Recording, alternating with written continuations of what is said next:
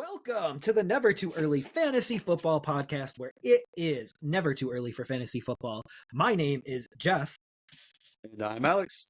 As always, thank you for downloading, listening, liking, and commenting on our podcast videos. Please subscribe to us on the socials with our handle at N2EFantasy.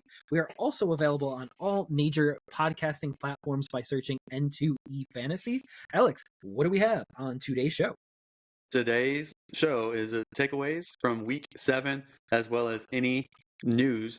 So especially coming from the trade deadline. So we'll talk about some notable trade deadline offensive trades, and we'll talk about some interesting pickups off the street for some of these teams, as well as break down the week 7 matchup. So, Jeff, why don't we start with the Buccaneers at Bills?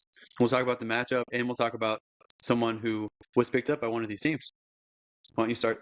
Matey, we should do that. Jeff is in Buffalo, but yet he's wearing a Buccaneers Halloween costume. So, Jeff, why don't you explain why you're sporting that outfit for Halloween? It's Halloween. We're recording this Halloween night. What can I say? It's just what I do. Matey. See? To our listeners, what is a pirate's favorite letter? If you said R, you would be wrong. It's C. So the Pirates' true love is the sea. All right. Jeff, one of these teams picked up Leonard Fournette, and it's not the Buccaneers. Why don't you break that down, what that means for the Bills? So, oh boy, I don't know what this really does for James Cook going forward. I think this actually locks him into a timeshare going forward, because I don't really think their skill sets duplicate too much. But what I have noticed with James Cook is he has turned into a little bit better of a runner. He runs more north and south, even if he can't get the large chunk gains that he's looking for. So that's been a real good improvement this year, and he's running a little bit different than he did early on this year as well. But I do believe Fournette takes those short yardage situations. I do believe he takes some goal line situations, and I do believe that takes some goal line situations away from Josh Allen as well. But any other things that I'm missing on this here? Where are you ranking Fournette for the rest of the season? I think he's right now anyway. He's a flex play at best. He's going to be the short yardage guy. He's going to get the goal line carries, I believe, and that's bad news for Latavius Murray and Damian Harris and players of that ilk. But James Cook is still going to be the primary ball carrier. But with Fournette being the short yardage back, I think that could potentially help them if he still got some play in him. But speaking of short yardage play on a short week, the Bills pulled out this victory, Jeff. What were your takeaways from the actual matchup this past week?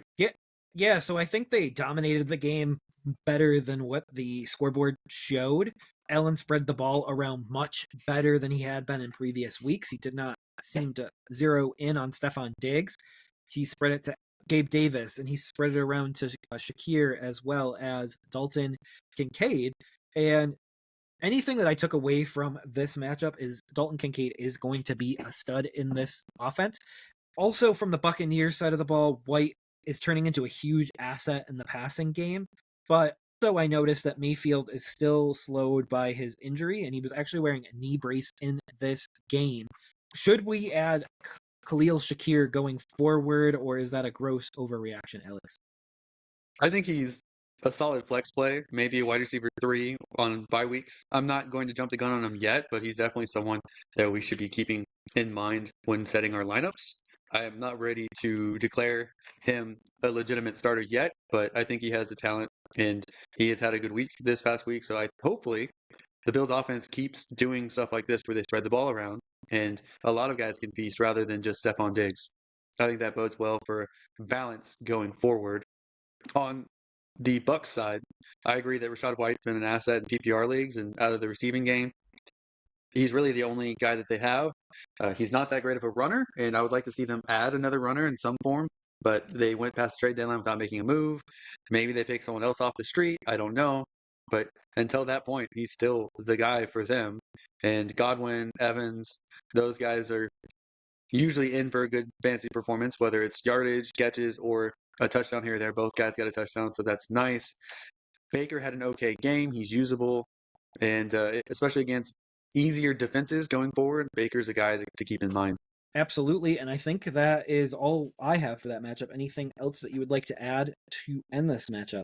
No, I think that's it for me. We can move on to the Falcons at the Titans. And this was an interesting matchup, Jeff. We both got this one wrong, correct? I'm not sure. I think last week we got it wrong. Preseason, I might have called this one, but that's neither here nor there. That's a long time you ago, and things have you changed doubted rapidly. yourself. Yeah, things have changed for these two franchises a little bit. The Titans still fighting through, despite Atlanta having the betting odds in their favor. So Will Levis was started. Most people did not expect him to actually have a good week against a supposedly good defense, and he lit them up on some deep plays, and that showcases his best ability is deep passes, like deep down the field, stretching passes, and they really caught the secondary off guard, basically 4 times. I don't think Will Levis was perfect in this game, but it was a good first performance, and I think that I mean, until Tannehill's back, and even if Tannehill comes back, if Will Levis plays this level, this coming matchup, I think that he's probably going to be the starter even when Tannehill's healthy because he can do something that Tannehill can't, and that's those really nice deep balls and showcase someone like Hopkins, who I think is better than what he's put up fantasy wise or statistically. And I think that showed with 3 touchdowns in this game. And being able to stretch the field means it's good for the running game as well. Derrick Henry was able to get 101 yards off 22 carries. So if this team is this competitive, Henry should have better statistical games and better fantasy points for those of you who have Derrick Henry on your team. So it's good all around for this offense, and it will get this offense going to more in line of what we expected the past 7 weeks before this week too. What do you think about this matchup, and what do you think about the Falcons side too? So exactly what you had said about Henry and Hopkins, like in this style of offense, like both should thrive, which is great. And I like Will Levis. I like where his jumping off point is. So that is something that's a good start. And I do think that you kind of have to start him the rest of the way at this point because I think he might have more touchdown passes than Tannehill does all season already. He has double. Okay, so I was being a little facetious, but also now I'm correct. So, but Bijan looks to take over the backfield in Atlanta. But Van Jefferson is the one that actually cost Atlanta this victory. I don't know if you were watching any of that game on Red Zone, but it was a strike from Heineke to Van Jefferson that Van Jefferson dropped in the fourth quarter that ended the Falcons' last drive when they were actually driving to win the game.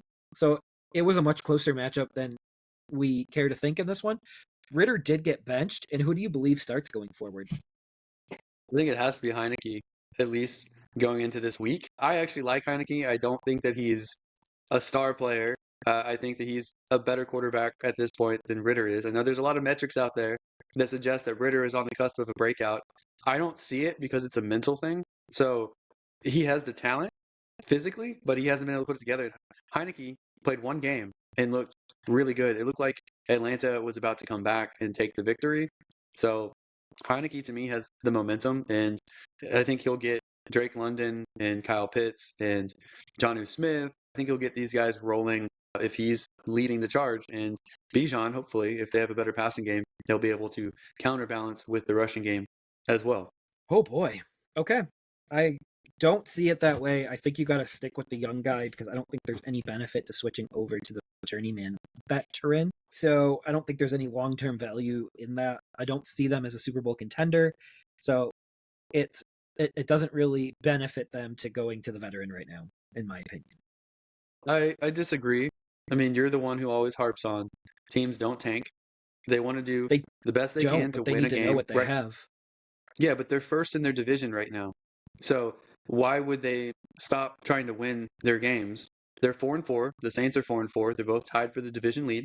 So it means that they're still in playoff contention. So they're going to go with what quarterback they think gives them the best chance of winning. And right now, that's Heineke. That's not Ritter. And if they sink this year and they're out of playoff contention, they can go back to Ritter and see if he can improve and hopefully be the quarterback next year. But right now, Heineke's the better guy. Yeah, I don't think Ritter is it next year, and I think they need to 100% know that going into a giant quarterback draft this year. There's nothing worse than being stuck in QB limbo and thinking that Ritter could potentially have something. So they need to be for sure going into this offseason if he has something or not. If they keep Yeah, winning we all though know with Heineke Heineke, doesn't. I don't know. I just know what they're going to do. Probably this next week is start Heineke. But we can talk about two teams that may not be in quarterback limbo anymore, and that is the Houston Texans and the Carolina Panthers, who had a slugfest of a matchup, very low scoring, 15-13. But Carolina did pull it off. So Jeff, your team pulled it off. I know I hedged mine. I know I picked the Texans, but I hedged it saying it's a very Texans thing to do to lose to a team like the Panthers. So it happened, and Carolina got their first victory. But both these quarterbacks did very well playing against hostile defenses that played very well. I think Bryce Young was harassed multiple times and still managed to keep his head up, and neither quarterback threw an interception, which is pretty impressive for rookies. So I like both of that for their long-term success, and hopefully they keep playing well and improving. Neither team could get a run game going. That's concerning for both teams, and wasn't a very good score, so wasn't much to reap fantasy-wise. Jeff, how do you feel about this matchup and these players here too? I can't say that I'm surprised in this matchup because this is kind of what I picked. I did like that Young outperformed Stroud, and I know you might fight me on that one, but it is in the stat book of Young outperforming Stroud in this one. The backfields for both teams are very puzzling and confusing at this exact moment because it looks like Hubbard has taken on the lead role for Carolina, and it looks like Singletary turned the Texans backfield into a 50-50 split. Kind of interesting things that I noticed during this game. Yeah, they split in touches. Damian Pierce was the better running back efficiency-wise, which isn't saying much. On the other hand, Chuba Hubbard was better the last couple weeks than Miles Sanders. I know Miles Sanders has had some injury issues, but neither of them could get anything going this game. I also think it's concerning that the Texans had another offensive line injury. Their center, Jarrett Patterson, broke his ankle, so it's concerning that they keep having issues with their offensive line. Both these offenses need to figure something out with their run game, hopefully soon, but they haven't to this point. So both groups are very concerning. Absolutely, and I don't think either team is going to go very far this year. So they have a lot to figure out, both of the teams, and we'll see if they can throughout the course of the year. I know you're a little bit higher on the Texans than I am, but again, this is a proof that they're not quite there just yet. Yep. Okay. Let's move on to what we hoped would have been a better game, and that's Jacksonville versus Pittsburgh. Jeff, you want to break this one down? Yeah, absolutely. This was a game where Kenny Pickett got knocked out of the game, and you're going to kind of notice a trend here with games moving forward. And Lawrence and Etienne carried the Jags to a win in bad weather. The weather was absolutely terrible in this game. And then it looks like Deontay Johnson is back at wide receiver 1. And then, interestingly enough, and I know you're down on Ridley right now, and you keep saying Kirk is wide receiver 1 there, but interestingly enough, Ingram and Ridley both had double-digit targets, which is like a big thing because if you're getting opportunities, eventually they're going to hit. So that's kind of what it's looking like. Do you think Deontay has taken over wide receiver 1 of that team? No, I think he's the possession receiver, and I think George Pickens is the big play and overall better wide receiver. I just think that it didn't work out this week, and I think that Trubisky targeted Deontay more than Pickens. That's just how it played out. If Pickett plays, I think both receivers will have a more even distribution. As far as the Jaguars go, I think that Christian Kirk and Ridley should be evenly distributed, and sometimes one's going to have more targets than the other and more stats than the other, but I think it's going to flip-flop back and forth. I think ETN owners had a little bit of panic when he hurt his ankle and he looked like he might not return to the game, but he ended up returning to the game and then putting up even more stats. So I don't know if he's going to be able to keep something like this up with the incredible usage, very high usage that they're using for him. But he goes into the bye week, so he gets a week of rest. So that's good for you, ETN owners. On Pittsburgh side, it's very concerning. Jeff, have you given up on Najee Harris yet with another dismal performance? No. He actually looked like the better of the two running backs, and in a bad weather game, I'm definitely not going to write him off just yet. And it looks like Pickett is vying to start this upcoming week, which is surprising considering he left this game, didn't come back, and I do expect them to lean on Harris and Warren a lot in this game. So will be interesting to see, but he's outperforming Warren right now, so he's still the running back 1. Okay, well, let's move on to the Rams at the Dallas Cowboys, and this was a disappointing matchup.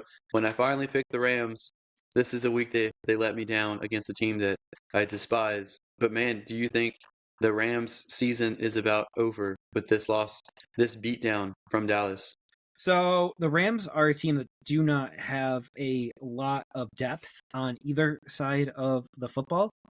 And basically what that boils down to is once there is an injury. They just don't have a person that can replace or fill in the time being. So Stafford was knocked from this game, which I told you that was going to be a theme this week. Basically, he did come back into the game and he caught like a 2-point conversion, right? I think it was a 2-point conversion Yeah, with that he did. thumb injury. Yeah, that was So awesome.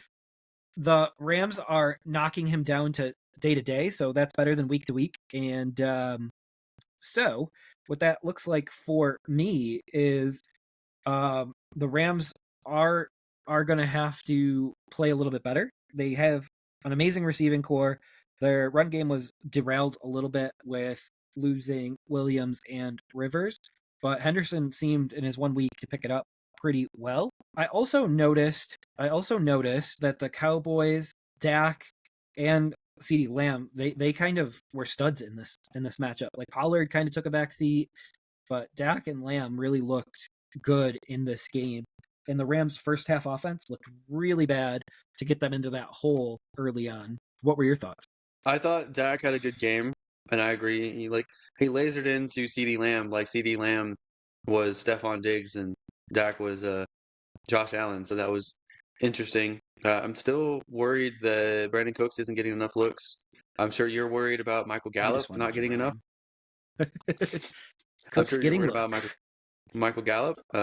I'm sure people are worried about Jake Ferguson not getting more, although this was a good week for Jake Ferguson because he got the touchdown and 4 receptions for It was a 47 good yards, week. but he's not getting enough targets.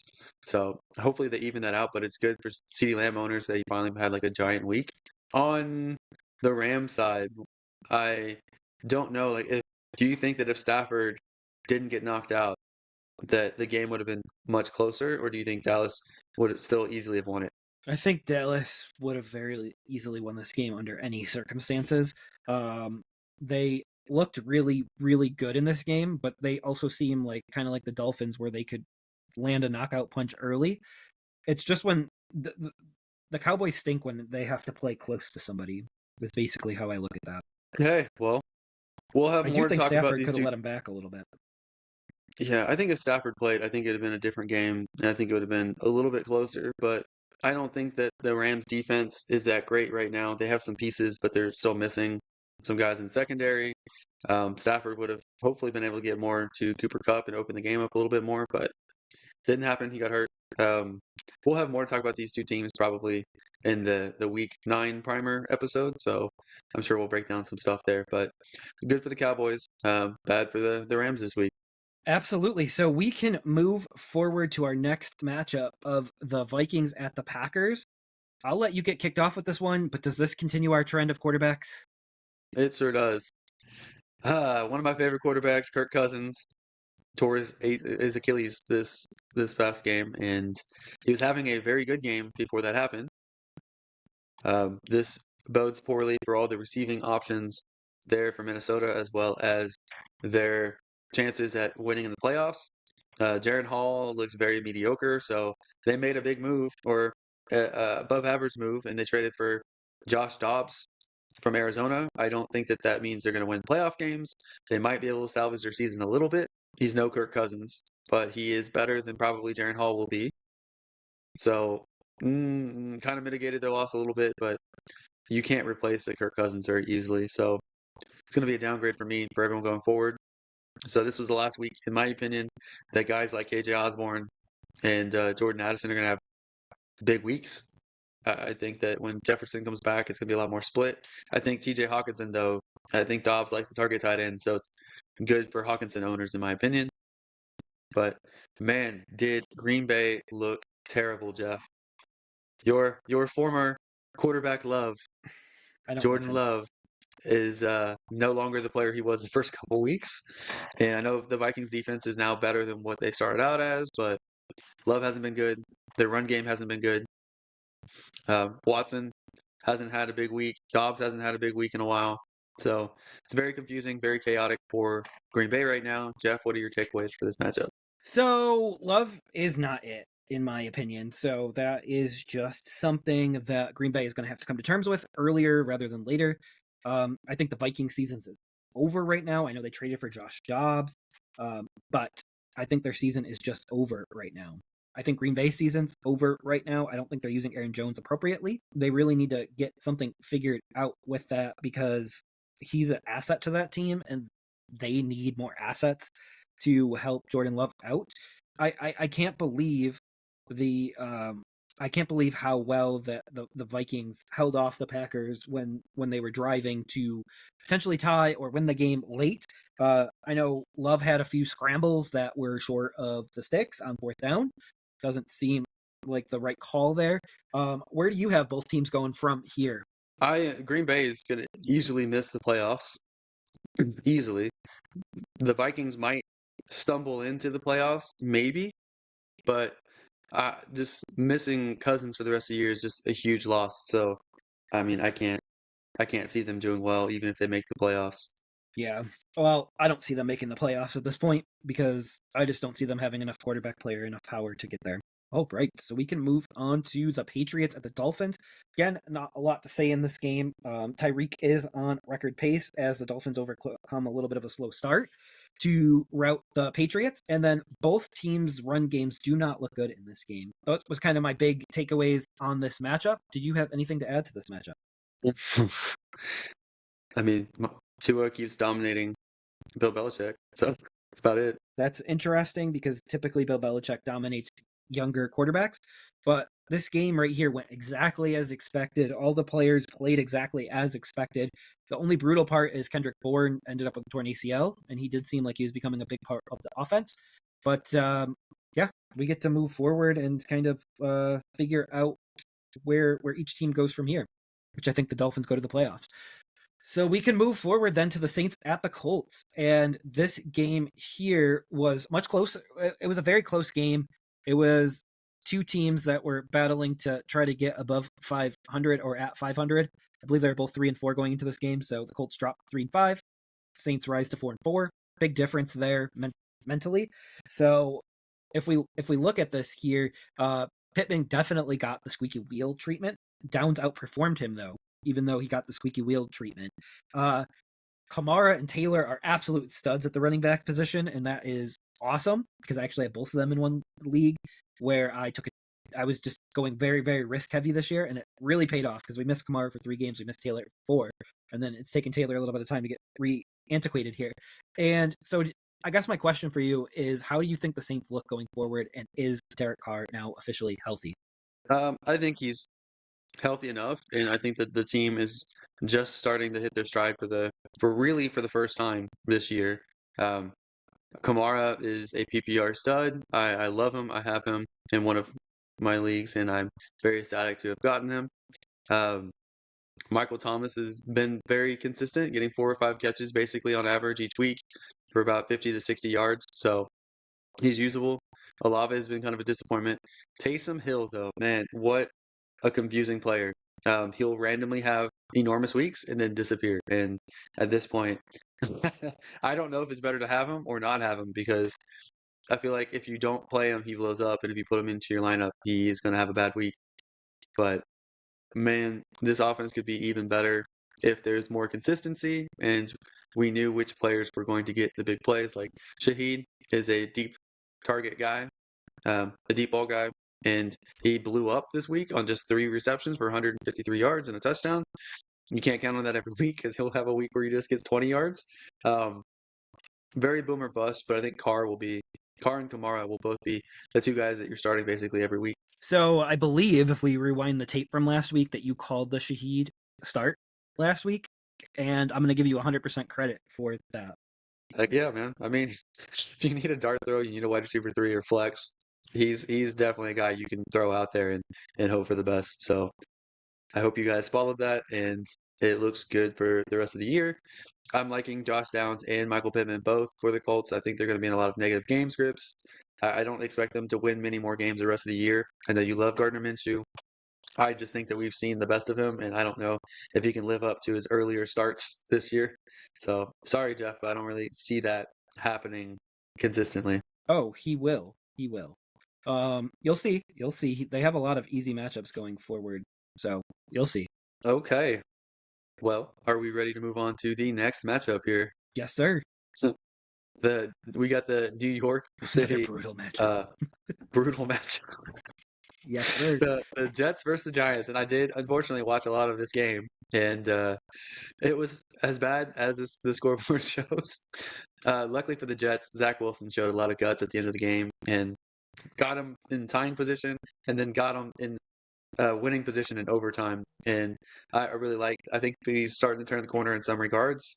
He's not going to be a fantasy stud, but real quarterback wise, he might finally be starting to click in some regards. So he might end up being a guy that they're happy to keep on their roster, even if Aaron Rodgers comes back next year.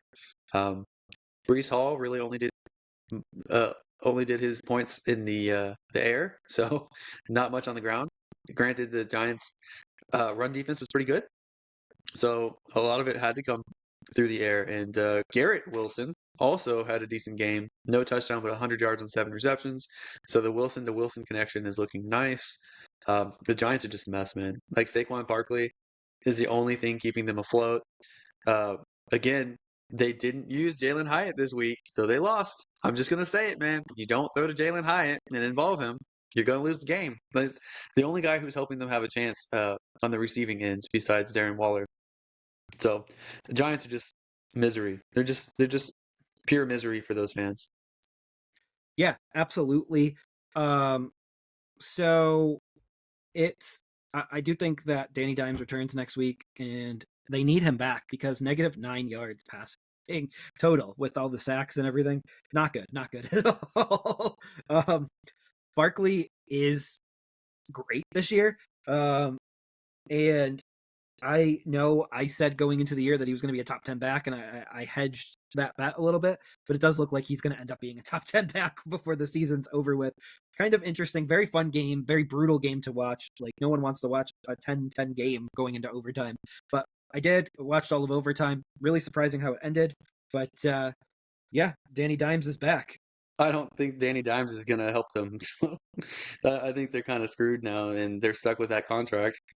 And I think that Dayball is gonna get fired pretty soon. I think if they wanted to move on from it this year, it wouldn't be the end of the world. It's probably like a $40 million dead cap hit. So not the end of the world, but not good either on the GM because I think only one more year is guaranteed. You think Dayball's gone pretty soon? Well, if he is, then Buffalo better take him back immediately. Yeah. They could wait till the end of the year, but usually they fire a coach before the year's over. I think he should be the head football coach for the Buffalo Bills because I don't believe Sean McDermott is it. That's a bold statement with how poor the Giants' offense has been. Exactly. Well, speaking The of other talent's not coaches there, on the though. hot seat, speaking of what was that? The talent isn't there with the Giants at all. I mean, Danny It Dimes looked all right changes last year. it changes though when you upgrade from Jones to Allen though. Like we can't sit here and act like that's not like a huge major upgrade. Okay, but the Giants added more offensive talent and their offense got worse. So that speaks more to the coaching than it does to the quarterback. Agreed there. Agreed. But So, he's chased he doesn't so from what I've learned with this GM and coach, they don't know how to draft wide receivers that they actually want to use. And that's a big problem. yeah. Well, we'll see how that plays out. We can talk about another coach that's on the hot seat. And their latest loss, the Washington Commanders, put up a fight against the Eagles, but eventually lost in the fourth quarter to the Eagles, let them score 21.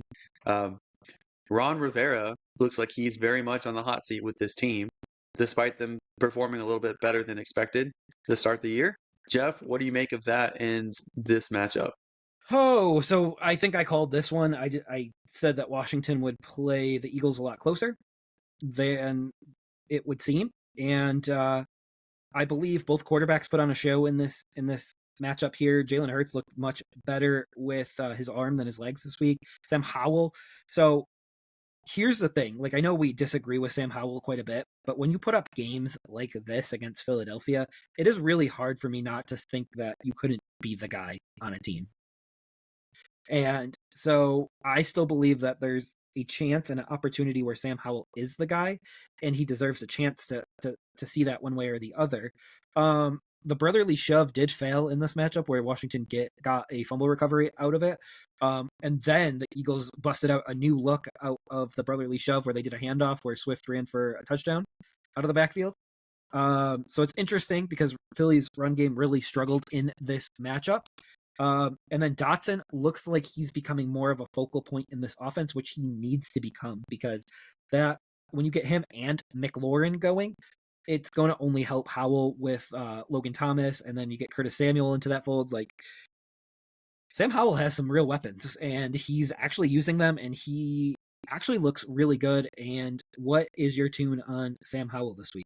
I thought Sam Howell had a very good matchup, a very good game against a supposedly Tough good matchup. defense.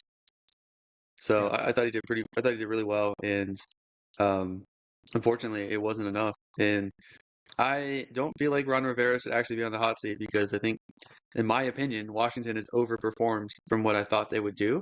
So I think they've been very competitive, and I think that they have an outside chance to potentially make the playoffs still. And I think Howell has the capability to potentially be the guy, maybe, but I want to see him be more consistently good than what he's been so far.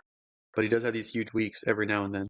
Yeah, absolutely. But I do think that Washington, after trading away both of their defensive ends today, I think that the new owner wants to put his stamp on this franchise.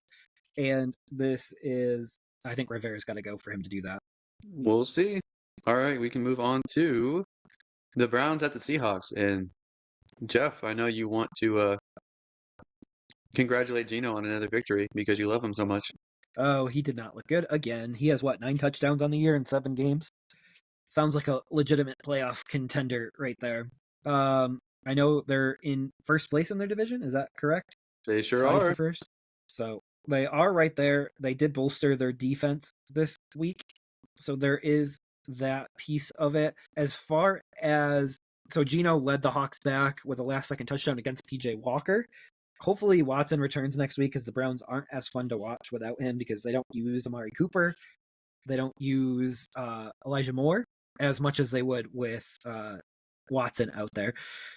Also, what was interesting leading in targets was Cooper and Lockett in this game. And Lockett was a game time decision going into this week. And I benched him in a few leagues because I didn't think he was going to be used as much as he was. But yeah, that was kind of my big takeaways from this game. Run games still didn't look that great. I think that's like a theme across the NFL right now. Like no one's run game looks good right now, except for a select few teams. Do you think Watson will return next week, or do you think we're looking at another week absence? I think another week absence. His shoulder's just not right. I think even when his shoulder is right, he's not the quarterback he was with the Texans. So I think they should be looking at another option. Hopefully, instead of PJ Walker, hopefully they switch to Dorian Thompson Robinson again. I think he deserves a chance again. I think he's right You now, love he's him. the only one that's got a little bit of upside. So I know his real NFL start wasn't as great as his preseason, but I think that the team is good enough that if they can win with PJ Walker, they can win with Dorian Thompson Robinson. As far as rushing offenses, I think despite the few rushes, I think Seattle's rushing attack was actually very hyper efficient. Like, but why did Kenneth Walker only get 8 rushes? Why did Charbonnet only get 5 rushes? I don't understand why they didn't run the ball more, but their average 8.3 yards per carry, 10.6 yards per carry. I think that they easily both could have had 100 yards rushing each between the two of them. So um, I don't know why that happened, but man, the real thing for me with Geno Smith right now is the disconnect with DK Metcalf. For whatever reason, those two cannot get on the same page. I don't know if Geno just can't anticipate DK's speed. I don't know if the routes that they're choosing for DK aren't optimal routes to run. I don't know if DK is going off script. I don't know if DK is demanding the ball and they're trying to force it his way. So I don't know what's up with that connection, but he had 14 targets and only secured 5 of those catches and a couple of the bad plays. I think I want to say both interceptions for Geno was on a target to DK, and it was on a predictable play call. So the the Cleveland Browns knew exactly what route it was going to be and jumped it. And I think that's more indicative to unimaginative play calling. more so than just the quarterback himself. So if you're doing the same kind of routes and teams can watch it and predict it, then that's more on the play calling than the actual quarterback. I think Gino, because it's a bad year for quarterbacks, he is currently a top 15 quarterback. And I know that's not very inspiring to you, Jeff, but that is what it is right now. So maybe they can do better in the future at quarterback, but I think Gino's pretty good. I think they need to spice up the playbook, though. Okay. I mean, it's the same playbook as last year, and he's regressed. So Well, they haven't added any wrinkles. They haven't changed anything. If it's the same, then everyone knows what it is. they added him extra weapons too, to be exact. Yeah, but if the routes are all the same and the plays are all the same and people can study it in film and know exactly what's going to happen, it doesn't matter who the weapons are. So Geno Smith in fantasy is currently quarterback 22. Just so we're on the same page here. Top 15 Okay. my behind. How many of the people in front of him have not had a bye week? Ahead of him is Justin Fields, who's missed 2 games with injury. Desmond Ritter's ahead of him, and he missed a half. So he's got a half of more football than him. Derek Carr's ahead of him. CJ Stroud's ahead of him with the bye week. Baker Mayfield with the bye week's ahead of him. So he's in the Baker phylum. So your Dak's ahead of him with a bye week, and then all the rest of them are way far ahead of him. Jordan Love's ahead of him with a bye week. That one excited me. Jordan Love is a lot more points ahead of him. So he's at 128. So he's 28 points ahead of him, and they both have had their bye weeks. He is not a viable fantasy quarterback. I will die on that hill. You He's are not. insane. You're insane.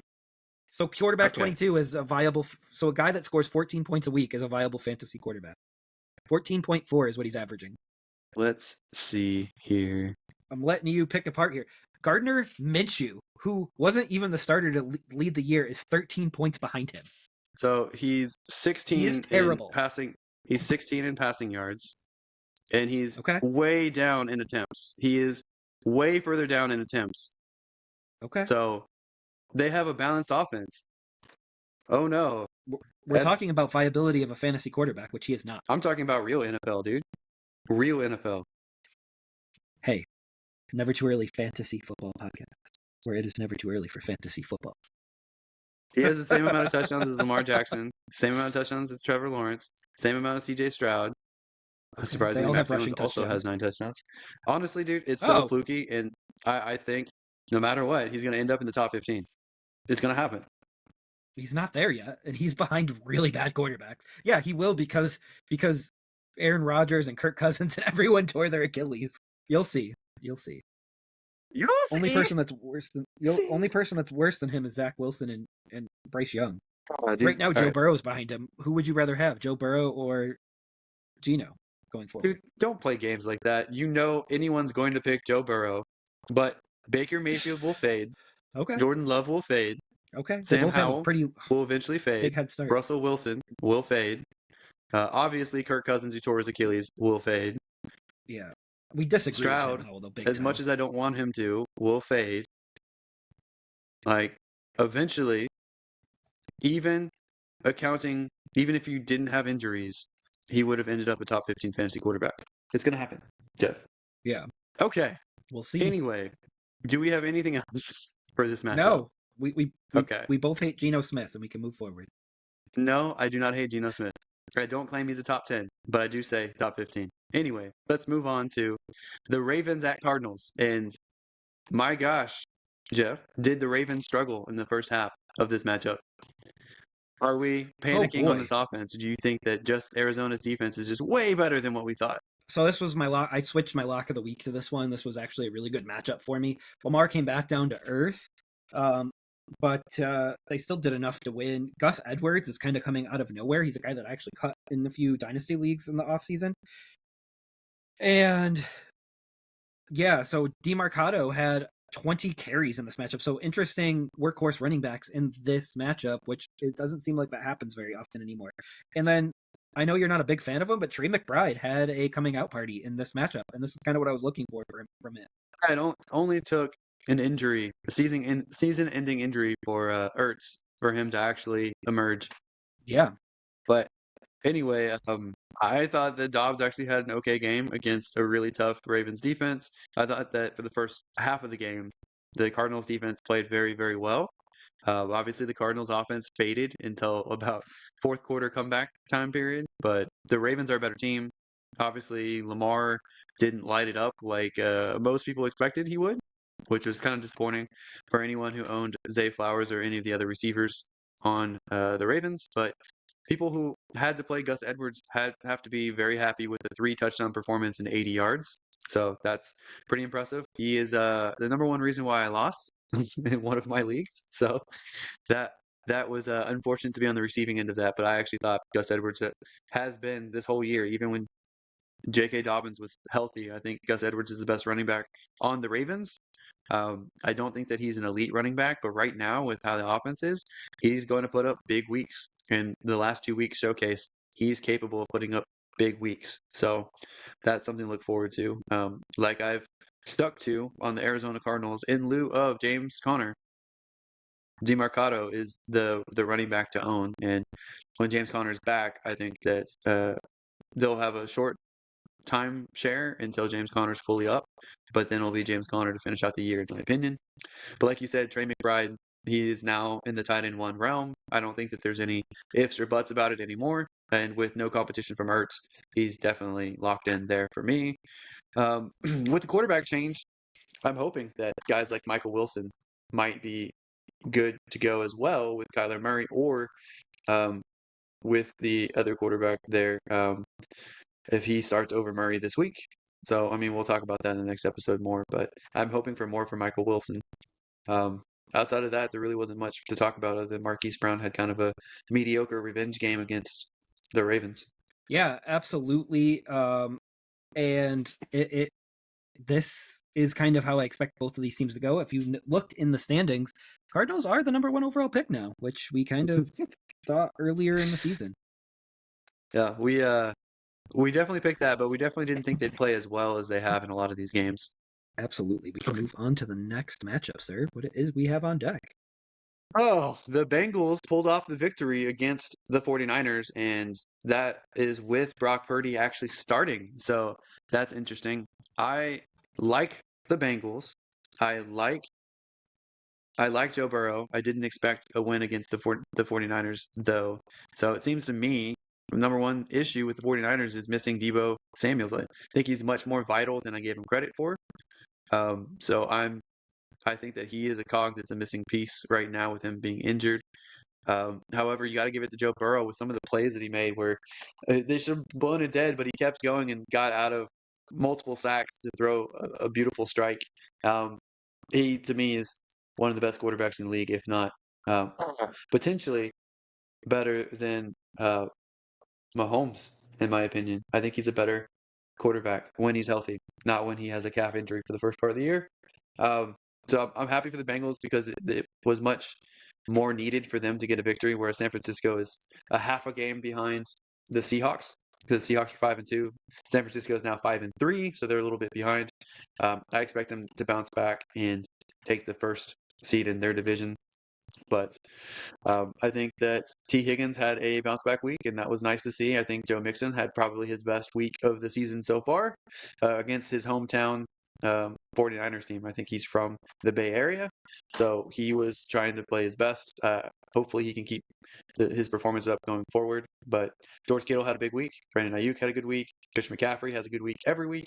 So those are the guys you really want to key in on. Jeff, what were your takeaways in this matchup? Oh boy, so I think the Bengals are back, right? Yes. Yes, they are. Look out, So are you Ravens. as The Bengals are critical? back. Are you as critical about how they handled Burrow? No, I mean, how many of those games did they win earlier on? no, but it helped him It's get his timing and his rhythm and be out there, which does matter. I mean, they won one of the first 4 weeks, and Yeah, that was a but that was really last year ugly, too. close one. Yeah, I don't know, man. Like, I'm kind of mixed on it because I don't think it was the right decision health-wise, but at the same time, he's back now and he looks healthy, so that's really good. So they he were played fortunate himself that it into didn't get health. worse. They were very fortunate it wasn't worse.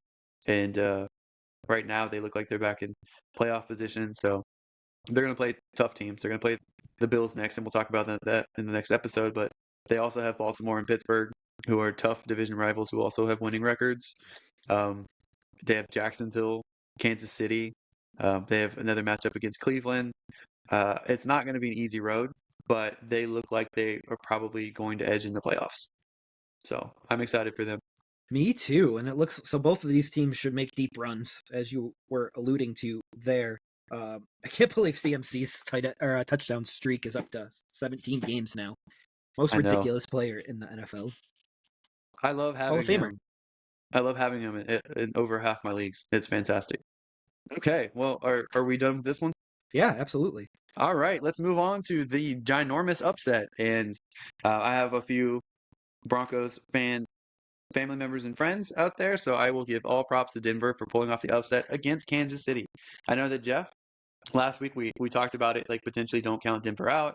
I know we sided with Kansas City because it just seems really tough for Denver to upset them. But as you indicated last week, that it is a division matchup, and division matchups are never a given, even when you think the other team is lesser than the favored. But Denver seems like they're starting to figure the offense out. It seems like Russ and Sean Payton are getting closer to being on the same page, and I'm sure you'll elaborate on that a little bit more. But things are looking up for Denver, and things look very chaotic for Patrick Mahomes and the Kansas City Chiefs. Mahomes had one of his worst weeks he's ever had in his entire career starting this week against Denver, and I think that that's all the credit to the Denver players and coaching staff. Jeff, what are your takeaways for this matchup, from this matchup? So Mahomes was sick going into this matchup, and I do think that contributed a lot to this matchup. But he looked really bad. Russ threw for 3 touchdowns on 114 yards, which tells me that they figured out a formula of him throwing less, being more efficient throwing, and running the football. And then it looked like Judy and Sutton might have been on the move this week, so they actually both decided to score touchdowns here to see if they couldn't bolster some of their trade value. Didn't work because they didn't get on the move at all. But the Chiefs are hurting. The Broncos are kind of rising. They could be a surprise wildcard team. Don't look now, but they've won their last 3 matchups. Good I don't know if momentum I'd go heading into that a far bye. for I don't know if I go that far for the Broncos, but I think that there's more good things to come in the future, and maybe next year might be brighter than this season. Especially if they hold on to some of their key players. They didn't trade Jerry Jeudy or Sutton at the deadline, so they're gonna be holding on to those guys. Hopefully, they build more of a rapport with Russell Wilson. Javonte Williams will continue to get healthier and healthier, and Jaleel McLaughlin is still a very good change of pace back. So I think that we will see them improve. I think their defense kind of worked out some of the issues that they've struggled through for the first 7 weeks, and um, it may not be this year for them, but I think that hopefully they get things straightened out, and next year they bounce back with a better record. Absolutely, absolutely. But it looks like Sean Payton's figuring out something. All right. I'm done with this matchup. Do you have anything else to add? And we can go to the last 2 primetime matchups. The only thing I have to add is the Chiefs desperately needed a wide receiver upgrade, and they didn't make a move. So I don't know if this offense is going to go to the Super Bowl like they did last year. All right. You know who is going to the Super Bowl? The Chargers. They destroyed the Bears. Herbert starts on fire. Eckler is reestablished in the passing game. Johnson gets more involved and is a must roster at this point. I don't think he's due for the lineups yet. And then there really isn't too much to take away from the Bears. They do need Justin Fields back kind of soon. Okay. I don't know if the Chargers are going to make the playoffs. Talent wise, I think they should, but they're 3-4 right now, and I don't think that this matchup was as much of a blowout as it seemed on the scoreboard. I think that Tyson Bagent is better than the 2 interceptions that he had. I thought he played very well, and there's a bunch of blatant drops by the receiving team there with the Bears. I think Bagent will continue to improve. I don't know if he's going to end up being the guy, but I think he's better than people thought he would be. I think the Bears have been pretty competitive. I hope that they fix their rushing attack going forward as well. But Cole Kmet, to me, is a tight end 1 going forward. So that is what I gained from the Chicago side. For the Chargers, they struggle to get anything going on the ground every once in a while. Like some weeks they look great, some weeks they look terrible. They did not look good this week on the ground. Eckler did his damage through the air. I thought Keenan Allen looked off in this matchup. He just didn't seem like he played full speed, like he was playing with a nagging injury. He seemed like a decoy sometimes, which is weird. Yes, he got 10 targets, but he normally has like, I feel like 14, 15, 16 targets.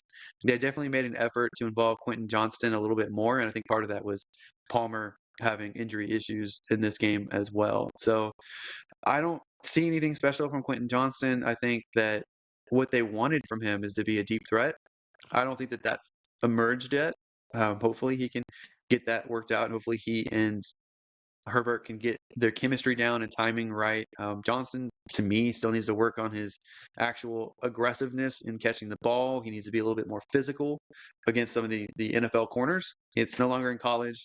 Like the corners are going to be stronger than he is because he's kind of a slender guy, but he definitely had his best game of the season so far.